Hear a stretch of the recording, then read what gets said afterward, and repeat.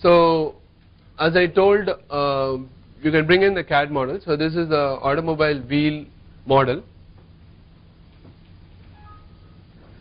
and we are importing the data. So right now we are not doing data acquisition, right?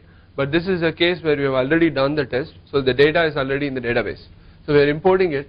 So the points, so the points here, the red point here, the other red point here, those are the points on the physical prototype at which sensor was mounted and data was collected, right?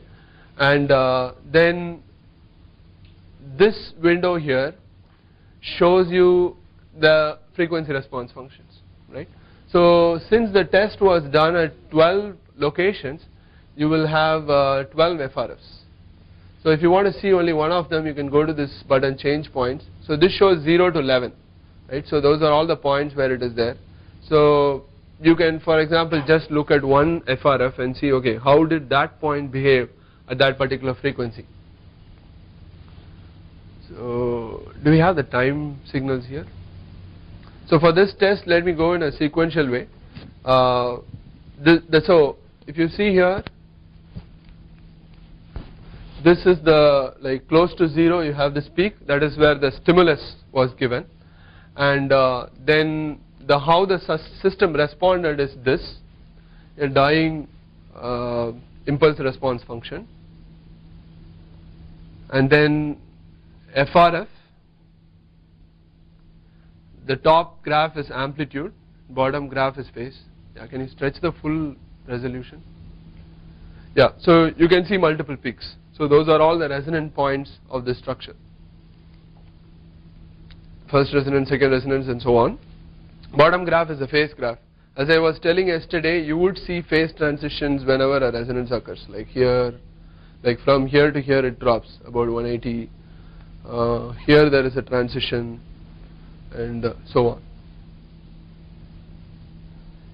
And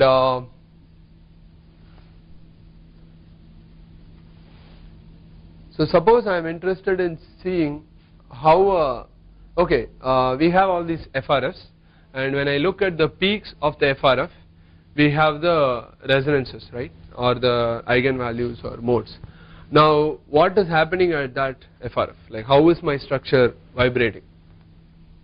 So if you just pick that resonance, right, so those of you who have worked on a wheel model, you will be familiar that this is the third mode. So you'll have, like, first mode, there will be 2 symmetric modes, and then there will be a third and fourth mode which will also be symmetric. So this is the third mode, in which what is happening is you have this point, like, so it kind of becomes like a like a triangle type lobe, 2 triangles going in and out of phase. So first this top triangle comes up and then the bottom triangle comes up. Now this is experimental data. This is not from FEA. So we got the data from those 12 points, and we have the FRF for all those points. So you have the amplitudes and the phase information, using which we do a curve fit, extract the modal parameters, that is natural frequencies or resonances, damping, and also the mode shapes. We'll show the curve fitting procedure. We can fit this mode. So when we were pressing that button, curve fit, yeah. So now this is a data from experiment, right? As you can see, it's not very clean. It has noise here and there. But I am interested in seeing what is actually happening at the resonance, which means I should be able to accurately predict where the resonance occurs, the peak, and also the damping value at that. For that we do a curve fit procedure. So I spoke yesterday about curve fitting and how there are time domain methods and frequency domain methods. This is one of the frequency domain methods which we are using, and now this doesn't fit all of them basically. This is the SDOF curve fitting, which means a single degree of freedom curve fitting. I fit only for the particular resonance that I am interested in. So I am taking this, I am fitting here, and I will get a very good fit around the resonance, which will help me estimate the damping accurately. Now if it becomes very good here, it will be out there, which is typical of any optimization problem. You don't get something for nothing. You get something, you lose something else. But near the resonance is where we are interested in as far as extracting parameters is concerned and obtaining the mode shapes. So we do this, and from that we get the mode shapes. Now I spoke about coherence yesterday. Yeah. So the top is the FRF, amplitude alone, and the bottom is the coherence. So as you can see, it's pretty good for most of the data. Like this drop is coming corresponding to the 0, and then it is dropping right here, which is this 0, and here there is this blip. I mean, if I were to, yeah, so that is showing this 0, like this 0 is happening, so coherence is poor. What it means is when coherence is poor, you really can't trust that data. But we are interested in resonances, and near resonances we have pretty good coherence. Remember what I told, coherence has to be unity for very good value, and log of unity is 0, and here we plot it as a log graph. So you can also overlap it and see.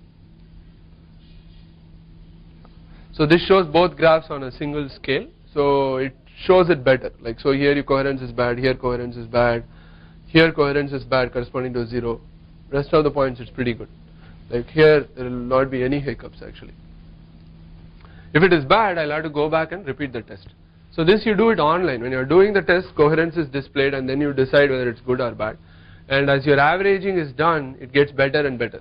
So that's why you don't stop with one hit, you do at least like 5 hits to get good coherence. So you do averaging around the point. How to get an idea that which are all really peaks and which are all some kind of curious signals? So we look at phase and amplitude both to decide peaks or? Yeah, you have to, no, coherence is the key metric, because coherence also uses FRF data for estimation. So if you look at coherence, you can take a decision. If coherence is poor, you can say okay, it's bad data. So you can use coherence.